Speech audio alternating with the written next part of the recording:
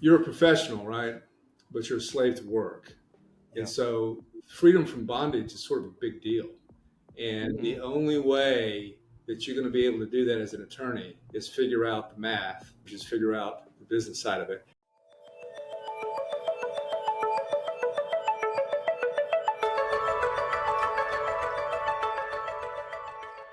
Hey, law firm owners, welcome to the Your Practice Master podcast. We're your hosts. I'm MPS. And I'm Richard James. And MPS today, we've got another fantastic guest. They're friends, they're members. They're also past EAY champions, and they did so in dramatic fashion just a couple of years ago. We got to watch their growth over the years, and then they finally decided to apply, and wham, they won. They were voted most popular, not most popular, they voted EAY by a popular vote of their members. We're here with Bart and Seth. And Bart and Seth, thank you for coming on today, and thank you for sharing your wisdom. We're excited for you to be able to give a glimpse from your view of your journey as to what somebody who's listening to this might be struggling with, and maybe you're going to be able to capture one nugget out of what you say today to give them a feeling of hope that they're headed in the right direction as they're running a law firm. Because as you well know, this stuff isn't easy, but you've made it look easier than it probably is. So we're excited to hear your story. So thanks for being with us today. Thanks for having us. You're so welcome. Of course. And hey, look, I'm not sure if you guys had the opportunity to listen to any of the previous ones, but we like to kick off with an icebreaker. So this goes to both of you. You can do it together or individually, of course. But what is maybe something that not everybody knows about you? So I'll go first. I was a hunting guide in Idaho back in, the early 1990s. And one of the interesting things that I found out about Idaho is that when you come from Alabama and you think you're going to be a hunting guide, you're going to purchase a pair of boots, because I wanted to look the part. And I did. I purchased a pair of boots, went out to Idaho, and the first thing that the guide said was, you know what, we're going to take a little bit of a walk down into the Idaho swamps. And so I did. And as I was walking into the Idaho swamps with my horse, Skeeter, my shoes, which were cardboard dancing shoes, just disappeared right from under my feet, because I bought dancing boots instead of actual cowboy boots, because I was an idiot. I don't understand how someone from a farm does that. I was raised on an Alabama farm. We didn't have swamps or dancing boots. Since you mentioned dancing, I might as well just say I've been consumed over the last few months with Dancing with the Stars. Yeah. So I'm going to be doing ballroom dancing and a crazy skit here in a month. And ballroom Why don't you give them a shameless plug, Bart, with what that charity is, so everybody knows in case they want. Yeah, sure. So the charity is the Primary Healthcare, which is a local healthcare organization that provides free and low-cost healthcare to needy adults and children. And they've used the platform of Dancing with the Stars as an interesting way to raise money. Proud to be a part of it, and definitely gotten out of my comfort zone. So you're the star, and you have a professional dancer you're dancing with. That's right. Yeah. Just to let you guys know, he's doing a great job of raising money. I'm only serious about 2% of the time, but the charity is fabulous. We actually went through one of the places and walked through it. And so he's done a really wonderful job, and the money's going to a really wonderful charity. That's great. Well, Fantastic. Our donation's coming in. I keep wondering if Maria might be able to make it to the celebration, to the live performance. I don't think that's going to happen, unfortunately, with what she's got going on. But anyway, we're certainly looking forward to seeing video afterwards. And Richard, he will come to you. Oh, that's great. That's great. For you, or if he won't do it, I will. That's great. And Seth, as you may not know, I got my first buck this year. It took me 41 years of, not 41 years of hunting, 41 years of waiting. I hunted for like 7 years, from 12 to like 19, and never even basically saw a deer. And then this year, when I told that story to a buddy of mine who owns a bunch of land here in North Carolina, he goes, we're going to change that this year. And he told me the same thing everybody always told me when I was hunting as a kid. Oh, you're going to see a lot of deer. You got to be selective. And I'm like, yeah. And of course, on the first day, in the first couple of hours, I was able to bag my first 7-pointer. So it was 7-pointer. Yeah, 41 years. Let's dance our way into learning a little bit more about their journey. Why don't you share individually your highlights of your entrepreneurial journey as a law firm owner, and then where you're at now, kind of how you're together now and how we got I think we start off with the difficulty of the mindset change. For Hmm. me, I don't know, I think Bart, from being an attorney professional to a business owner, now I refer to Richard James sometimes as Kool-Aid, but it is a nice Kool-Aid. He came back from the first Richard James and he drank a lot of it. I was not having much of it because I thought I was an attorney and then I was a pretty special guy. Over the course of being at Richard James, understanding, it is difficult to understand that your business is like anybody else, especially as an attorney. It is hard to let go of that ego. And I've got a massive ego. It took a while. Bart was pretty straightforward, and this is where we should go. It took a while for me, and it was a difficult transition, and he was very helpful along that way. But it was a transition that I'm glad I made. So if you can let go of your ego of being an attorney, you're not God, you're not even a demigod, but you're a business person trying to make money. You're providing a service to your clients, and you're trying to provide the best service you can so that they get the decision that they need from a decision maker. If you can make that transition, then you can make a lot of money. So, Bart, I want to hear your perspective on this too, but real quick on this mindset conversation about ego. So we all have it. Every one of us has it. Recently, Michael and I, just a couple of nights ago, we are in the professional coaching space. We are professional coaches, advisors, consultants. This is what we do. But it's a business like any other, and we wanted to join an industry-specific mastermind. And so we started seeking them out. And honestly, in many of the cases, there was a bunch of pride going, we already know this and this and this, and who's this guy or gal to teach us? We feel like we've got it pretty dialed in. And then finally, it was the sales rep that helped us understand it. Of course, a good sales rep will do that for you. They helped us understand that our ego was getting in the way, and that once we were able to put our ego aside, we signed the contract the other day. Would you agree with that, Michael? Yeah, it was very easy to go down that path. But you're right. She was a very good sales rep, and she really did help us get out of our own way, because that was really the problem. We were in our own way. And I think we just finally came to the realization on that call that was the case. And if we wanted to see what we wanted to achieve happen, we had to get out of that way. But And to so I your think point that was about not being a business owner, I was talking to a woman in our world. I won't name her, but I was talking to her last night in a separate meeting. And she said, I got my undergraduate like in business administration. She goes, but for whatever reason, I never saw my law firm as a business. She said, I saw it like as a practice or a service, but she says, I never even applied the things I learned in law school besides how to set up my banking account and checking account and things like that. She goes, I never applied any of that knowledge into growing my law firm. I didn't even see the parallel connection, which is interesting. So I don't know, Bart, how about you along your journey here? Did you have a similar feeling, or was your experience different as you were taking this journey? No, that's exactly where I was going. I was a finance major, and as a senior, I helped small businesses in town through the SBA develop business plans. And yet, when I opened my own law practice, I did none of that, almost none of it. I did the bare necessities for a business and spent 95% of the time worrying about how to be a lawyer and 5% of the time thinking this was a business. And it failed. So, It failed in 4 years. And I look back and I just kick myself. It's not like I had a biology degree. What was I doing? okay, so you're intelligent. You guys are both intelligent humans. Attorneys by nature have to be intelligent to get to where you are education-wise and pass the bar, LSATs, all that stuff. Okay, great. So you've got the intelligence. You've got basic common sense. You deal with people all the time. You have to have a reasonable amount of common sense and somewhat street sense. And Jim Rohn always says, never ask this question. But I'm going to ask it somewhat for you to maybe answer what you think the answer is for those listening. Why do you think that is? Why is it that lawyers, was it that they were just drilled into them by law school that they were practitioners and they weren't in business and they were servants? Was it the mentors that you had? What do you think the reason? This is a very common answer we get. And I know there's somebody out there listening to this right now. They're on the cusp of thinking this is where they're supposed to go. And they're waiting with bated breath for you to answer, like, why? What do you think it is? And how did you break through it? There are four classes in our society: the owning class, the professional class, the working class. And the professional class, which is what we are, the mediators between the owning class and the working class.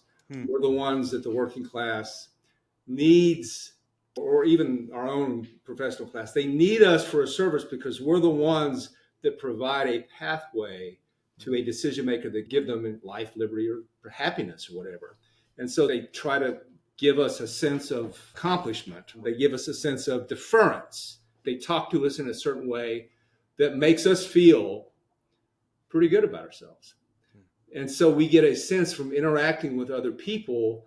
We know how to talk somebody down. So if you get in a conversation with us, you're going to lose that conversation. So people will move away from us, or they defer to us, or they're worried or scared about us. And we move in and out of society like that.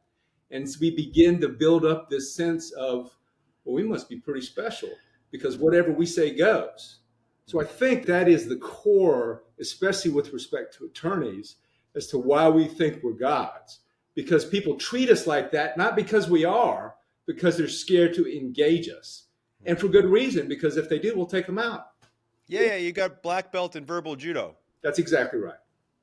I don't think of myself as a god. I don't think I come at it from that angle. I think it's a matter of I saw myself as a professional providing services to people, and that if I did a good job, more people would come to see me, and that it was just going to be an organic thing that didn't require me to market, didn't require me to pay attention to the business side of things. But I came to realize that if I don't treat my practice as a business, then ultimately I can't provide those services to people. And also, as we grew, it's one thing to have a couple of employees, but when you have 10 or 11, you've got to start dealing with other things. You have to have systems in place. Things are not reproducible between 10 people as it is with one employee. And we needed to treat that business-wise from a more professional standpoint. I guess I may pretend to be a guy. I don't believe that either. Well, you already said that only 2% of the time you're serious. But I think it's institutionalization, right? You are interacting. You probably have had some of the same issues, right? You guys are able to stand in front of lots of people and speak. There's not a lot of people that can do that, right? And they're all lawyers. So you have got to have had at some point this, I'm doing a pretty good job here. I'm taking care of all these lawyers who have if they have a verbal, what did you say, belt in judo, right? Verbal, whatever it is. Yeah, black belt in verbal judo. Sensei, right? So you must have because people are probably afraid to engage you at some point too, because you're fearless. And that fearlessness makes you think of yourselves in ways that's not true. Just because you can do that doesn't mean you're a moral human being. Doesn't mean you care about other people. It doesn't mean you're good at golf. Doesn't mean anything, right? Well, we know the last one is true. I'm talking about myself. Very true. Not you. So I'm curious. I think this was helpful. Like, we learned the evolution of it. We learned the why. What was like the flip of the switch for you? So what was that aha moment? I think it came from my wife. Just seeing how hard I worked, how spent I was when I got home, how stressed that I was, and deciding and telling me there's got to be a better way of doing this. And one day I've got to retire, and I better start planning for that. And I need to take stress off of me. And continuing to do things the way I was without good business systems in place was stressing me out. So if it were not for her, I wouldn't have turned my attention to running my business, having my business run more smoothly, and giving myself more peace of mind. And now it's turned into, I understand how to get the peace of mind. And I think I can really take this business and give it some wings. And it's not just freedom for me. It's, wow, I know how to tune this thing up. So that Bart is really good at it. Okay. He's really good at figuring out business systems and whatever. But that is the puzzle. If you can let go of being an attorney god, The puzzle's a little scary for me. He's a finance major. He's got a good, I'm not, I'm a theater, history, poli-sci, what in the world? But if you can get your arms around this new machine that you're trying to build, and Bart was immediately aware of this machine. He's the one who said, "This is a good machine, Seth. You should really think about helping me build it." It took me a long time to do that. But the puzzle in the machine it's fantastic. It's amazing. It's fun. It's overwhelming at first because the fire hose of information that he brought back from the first time he saw you guys blew me out the door. So you're going to be overwhelmed. I certainly was. And frankly, sometimes I still am. I want to comment and then question. So first of all, I think it's good news. My ECIB, my East Coast Italian bride, doesn't necessarily watch all of these. So she won't necessarily hear me admit the fact that she has called me on the carpet in a good way more times than I care to admit. And so thank God for my better half. She does it on a regular basis, sometimes knowingly, sometimes unwittingly, but she still does it. And so, yeah, we need somebody in our life to speak truth to us that we'll listen to, that we respect. That can be that iron welded moment that says, okay, we've got to do something about this. And then the other thing I would say is, what you said, Seth, is that you didn't say this, but I'm going to say this. So I've said it before, and attorneys are naturally intelligent beings. And so what my most fun, and Michael, you could comment on this as well, my most fun part of working with attorneys is once the light bulb goes off, the speed at which you guys and gals grab it and run with it is like a lot of fun to watch because you're intelligent people. Like, I don't have to worry about whether you got the smarts to figure out what I'm laying down, right? Or to pick up what I'm laying down. So once you get it and you're willing, the speed is awesome. And now, Bart, you actually said you feel like, wow, we could actually make this thing fly. You've gone from everything was broken, I was stressed, and the look on my face, my wife had to finally call me out, to now looking at your business and this machine that you've built going, whoa, with a little bit of adjustment here or there, we could really go. And we're trying to figure out a way to get him into that investor, that, what do you call it? CEO. CEO. So that's what we just got off of the Zoom meeting with somebody trying to figure out how to place Bart, he's a little older than I am, in that position. Not that I wouldn't be there helping him do that, but I'm a little younger and I can push the car. Well, and you just said it. You may not love the CEO role or figuring out the puzzle, and that's okay. You can have a COO operating the firm in that role if that's what you need. Remember, you guys are in contingency, right? All of your business predominantly is contingency. Right. So you have a lag between the growth that you're experiencing, client acquisition, and the income that you're going to see. So some of this is allowing the income to catch up to your growth, because you're probably, if you're doing what we talk about you doing, you're projecting forward as where your future revenues will be. And you guys can clearly see, based on the cases you're acquiring, where you're going to be. And that's without a home run coming in. And you're going to have the free-flowing cash flow to be able to pay for that person at some point. Or you're going to have the time and the runway, if you can identify who that person might be now in your firm, who you could raise up to become that person to replace Bart in that role. And so there's no doubt in my mind you will get there. I don't want to replace Bart. Bart would make a fantastic CEO. He loves, so I get it, right? You have sometimes that you want to completely replace yourself, and maybe we'll be there at some point. Richard, NPS, I would like to do some of the things that I see some of the folks in the Partners Club doing, which is having fun. Yeah. And it can be. And don't let the fun fool you. The duck is calm on the top of the water, but the feet are pedaling awful fast underneath the water. I mean, that's just the reality of running a small business. I don't know anybody that's running any business of any meaningfulness whatsoever that isn't working fairly large number of hours as compared to most. I would say large number of effective working hours as compared to most. Michael and I still live a fairly balanced life with the number of hours that we work, but the number of hours that we work, like the minutes we work per hour, is very high percentage. There's very little waste in our working hours. And that's what kind of allows us to do that. And you can't have a highly performing business and not have the owners doing that over a longer period of time. At least I've never experienced anybody that could. Michael, I don't know if I've gotten us a little off track here. Where do you want to go? I think this is really helpful. So I'm curious for you guys, what are some of the things you do on a daily basis, habit wise, that lead to your continued success? Planning out the day is important for me. Tackling listing the projects that are urgent, that need to be done, making sure that I get to them as much as I can.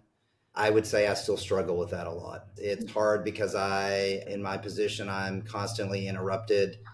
I'm the one providing the information and the strategy for so many different cases. And so that's a big struggle. Setting aside the time for our business meetings and making sure that it's on the calendar and that we do it, because it's way too easy to just keep working the cases. Totally. And Yes. so that has really helped. Non-fee generating meetings is the hardest thing to do consistently, and it makes all the difference in the world. We struggle with it too, guys. Yep. You know, partnerships are tough, right? And I hand selected this one That's not in many easy. ways. But I will tell you that I wouldn't have done it had it not been for who he was. But that being said, we struggle with this, even though I consider us really good at it. If we don't put it on the calendar, matter of fact, just this week, Michael, you and I reset and said, okay, let's do a new plan. We've got so much we got to get done. How about we make a commitment? We're going to get up earlier. So like I'm normally a 6:37, whatever AM kind of guy. And now it's like, okay, what can I do to get up at 5:30 and be started and get my morning routine and exercise and all that done? So I was like, I want to start by 7:30. And Michael's like, okay, how about if I promise we're at our desk by 8, right? Because I got whatever. And so we compromise and we're like, okay, we're going to commit to helping each other get to the desk by 8 o'clock working, not 8 o'clock and start checking email. No, working on a project that's designated.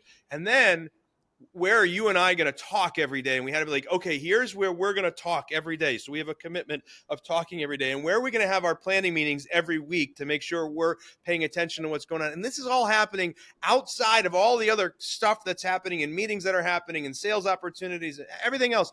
And revenue generating activity, as you said, or in your world, you use non-billable hours.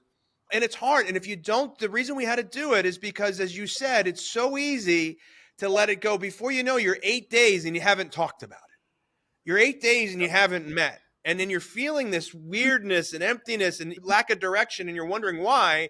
And you realize, we skipped our meeting last week because you had to go to the dentist or whatever. I had to get my hair cut. That's a joke. Whatever. So my point is, it's not easy to do. And I will give you some advice if you want it.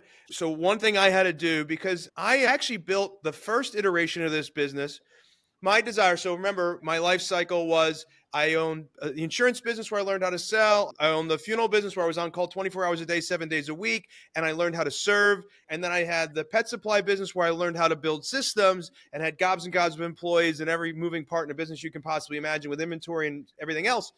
And I learned like a massive level systems. But in each of those businesses, like I just felt like there was just so many things out of my control. And somebody said, what do you want? Like my first mentor was like, what do you want? And I said, I want a business where I'm just the advisor. And so I have team members who have run the company, but they come to me and I give them the advice all day long. I just want to be a professional advisor to my own company.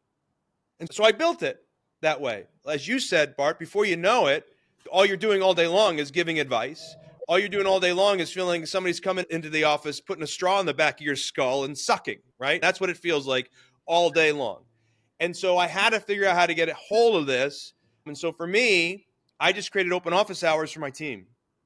And so I did it kind of often as I need to. Now we're down to once a week, but sometimes in the beginning, you got to do it once a day, where you just have an hour and no questions are allowed to be asked. So I have 2 rules. No questions are allowed to be asked before that time. And the second rule is no questions allowed to be brought without a possible solution.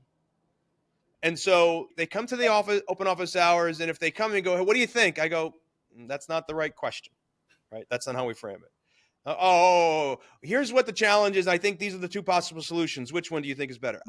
Now we've got something I can help you with because you've thought through it. And so the moment I did that, I was able to free up that X number of hours a day that I was working, and I could do work on projects or billable hour work, or as we say, whatever it was, without feeling I was going to be interrupted, because I created a safe place for them to come to.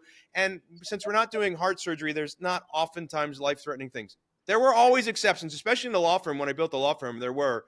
And I used the red piece of paper rule because we had physical offices back then with nobody remotely. So I said, listen, if you need to interrupt me outside of these windows where we're going to do this, you need to have a red piece of paper in your hand that says this is an emergency situation with a client. And if you're holding that piece of paper, you can interrupt anybody anywhere to interrupt them. But without that piece of paper, it has to be held until open office hours. It worked really well. Anyway, sorry, I didn't mean to get into consulting. I just thought it might be helpful for anybody else listening to this that felt the same way you were about to feel right now, or you were feeling right now. No, I think you're right. I think that I can set aside time for different things because I'm being approached about business questions, but then I'm also being approached about how do I handle a case? How do I handle a case specific problem? Those are two different things. So I probably need different office hours for those different tasks. Could be. Yeah. But in the beginning, just start with one of them. Just keep it simple, and then it'll grow. You'll get addicted to it. It'll grow from there. Right. All right, Michael, sorry, I put my consulting hat on. I apologize. No, I think it was helpful. I think that's good feedback for really anybody listening to this, because I think it's something most of them can relate to. I want to figure out what's got you guys excited. What's got you fired up? Could be personal, could be business. But what's got you excited today? Can I take that? You certainly can. So we have a business opportunity that's involving a new line of work, a new practice area, one that could mean a significant growth, but also has a 2 to 5 year horizon on bringing in fees. And so this is a really big puzzle in terms of how to build it so that we don't go underwater as it's happening, have the capacity. So I feel like that I can see the project. I can see the pieces now that I didn't used to be able to see. I can see the marketing side. I can see the intake side. I can see the capacity side from the workflow. And we can use all the other systems we built in the other practice areas to make it work. But I can also see that we can't just turn the hose all the way on. It's not going to work that way. It's got to be a plan, particularly when we could be 3 years into this before we realize any money. So that's going to require a smart plan. But I feel way more equipped to be able to do that than I ever have. Seth, are you also excited about that, or is there something else? That's why he interrupted me, because I would have started right in. He said, hey, can I talk for a second, because you've been hugging this whole thing. Absolutely. That's what has got me excited.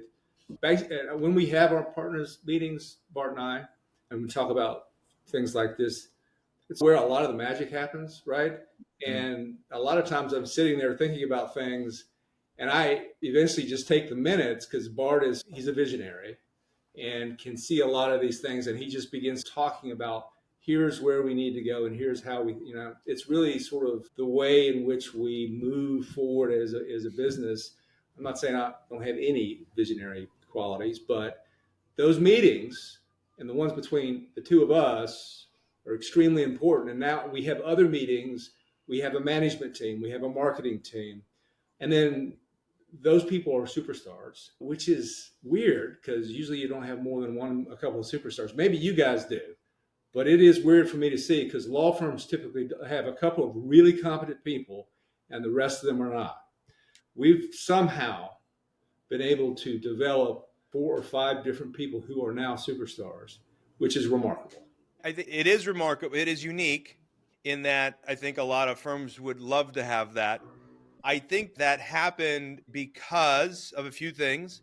It happened, you were able to attract those people because of who you both became. When you left the world of being a practitioner and a lawyer and went into the world of figuring out the puzzle of business, you started to build a machine that good people could come in and run. And then together, you poured into them. You didn't just say, go do it. You do as I say, not do as I do. You kneecap to kneecap with them and help them figure out how to get this done. And then you raised good people up to help them become real rock stars. And you were transparent with them, let them see what was really happening in the business, what you were trying to do. They participate in the journey by being in your peer group meetings and things of that nature. So they see behind the curtain. So they're getting a full 360-degree view of the company. They've got leaders who they can see are growing. You found good quality people and you raise them up kneecap to kneecap. And this is how you develop a team, right? And you built the systems. And so that you deserve credit for that. Lots of people want that. It didn't happen miraculously. It happened because of your hard work. And so congratulations to you. It's why you won the EAY championship. It's why they voted for you, because they could see that in you. Now, the second thing I want to talk about is you just said something that is really, I would say, is the crown jewel of being a small business owner. The crown jewel of being a small business owner has got, I think, two basic categories. The first category is building a business that you actually don't want to retire from, that you enjoy so much that you can see yourself doing for as long as you feel like doing something, for how many hours a week you feel like doing it. The second crown jewel that you have in a business is to have that business that you enjoy so much provide enough excess that you can actually start to build a business that doesn't rely on you generating cash today, that you can do it right, that you can build it intelligently, take advice from the people, and then move, and take the quantity approach. So keep trying and iterating. And it's okay if it doesn't make money right away, as long as you know you're continuing growing and improving, and eventually it will become that thing that is so good and so powerful that people will not only want it, that they will refer others because of how amazing it is.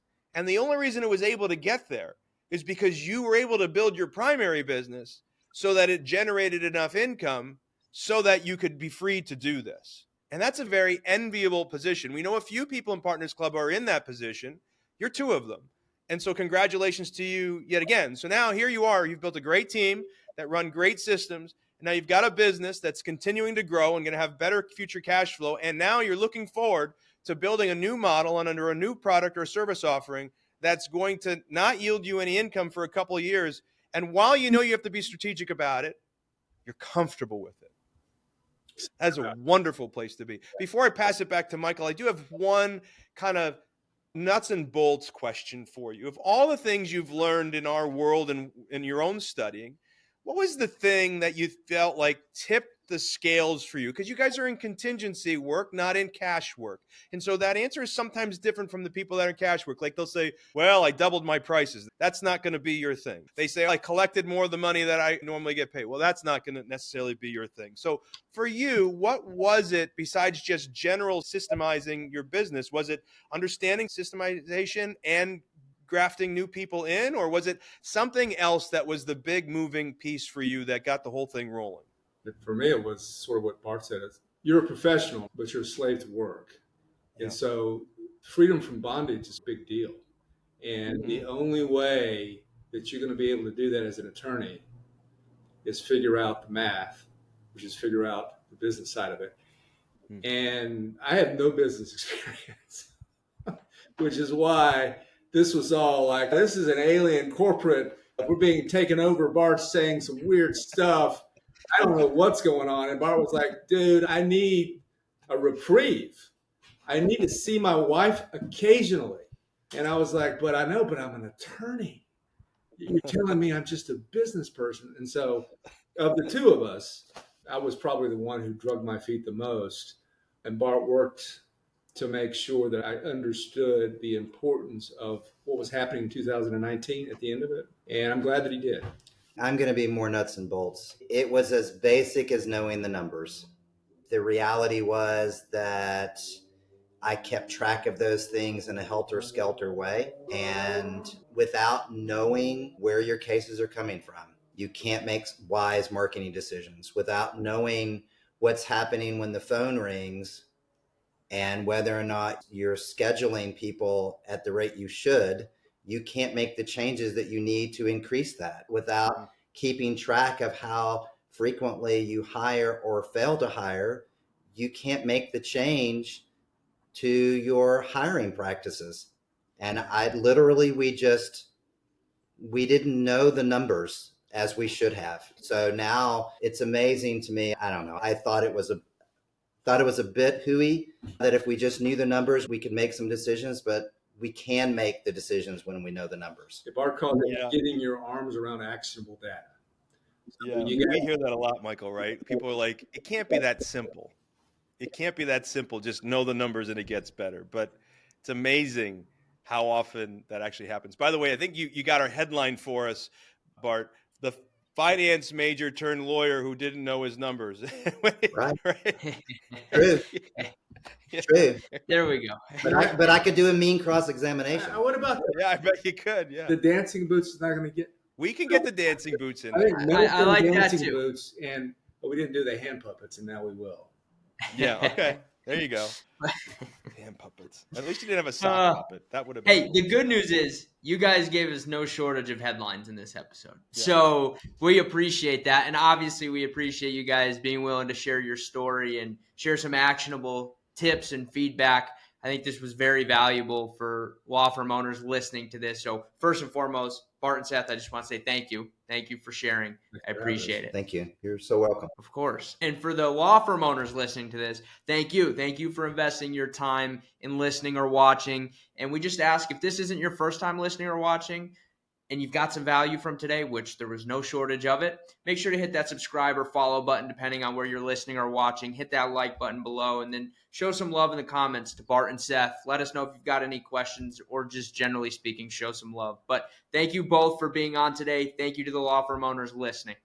Yeah, Bart and Seth, hey, if anybody wants to get a hold of you, please don't give your cell phone number because the head count that's listening to this is going up. But if they wanted to get a hold of you and learn more about what you're doing, or maybe the charity that you talked about, Bart, what's the best way for them to do that? Would a personal email address be okay? That'd be great. Sure. So it's my first and part of my last name. So it's Bart Solo at Comcast.net. Happy to answer people's questions. Mine is S Holliday. It's 2 L's in Holiday because I am special at some point. S Holliday at McMahon Firm, which is a mouthful. MCMAHAN Firm FIRM.com. Nice. You couldn't find a longer one, so you went with that, huh? We'll be sure to put that in the show notes. Appreciate the both of you for being here. Thank you for sharing. I'm confident that somebody that was listening, whether it be at 2 o'clock in the morning or 2 o'clock in the afternoon, struggling to figure out where they were going next, you gave them some hope that there was a proper path for them to take. So appreciate it. Congratulations to what you've built. I can't wait to watch the next leg of your journey. And as always, let us know how we can be of service to you. I think that's the pod. That's a wrap. Thank you. Thank you.